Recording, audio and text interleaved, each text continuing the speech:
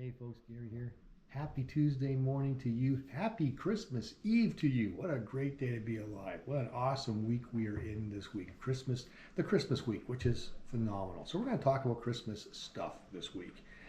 Yesterday we talked about Mary being chosen. You have been chosen. Wow, what a great, incredible honor was placed upon her. Now, it was a difficult honor. It was a tough thing.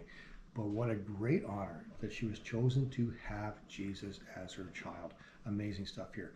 Now, here's the thing. Sometimes, well, I'm not going to say sometimes. God will choose you. He will. God's desire is that you would do ministry with him, whatever it might be. It doesn't necessarily mean having to be a pastor or a missionary or something like that, but you are a missionary to your community.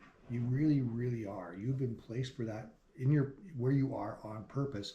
But sometimes God chooses you to do other things too, and we can get really bent out of shape about how is this all going to work out.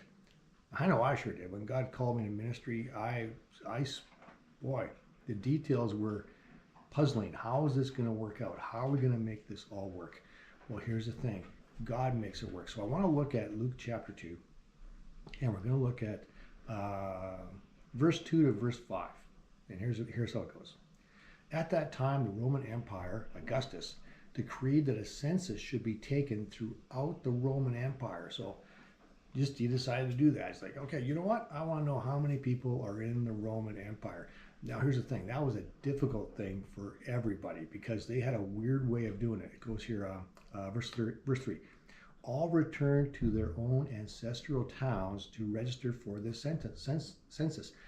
So you weren't counted where you were. You had to travel back to your ancestor, to your roots, where you're craziness. What a huge inconvenience, especially if your wife is pregnant. That's crazy. So they all had to do that.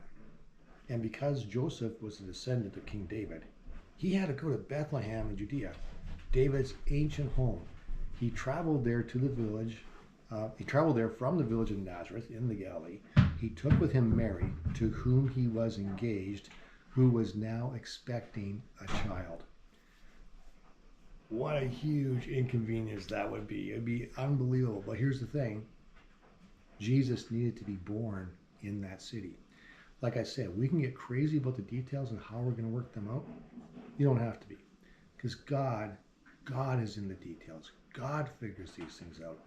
God prompted Augustus to take a census in order to get Mary and Joseph from where they were to where they were supposed to be. And of course, we know the story.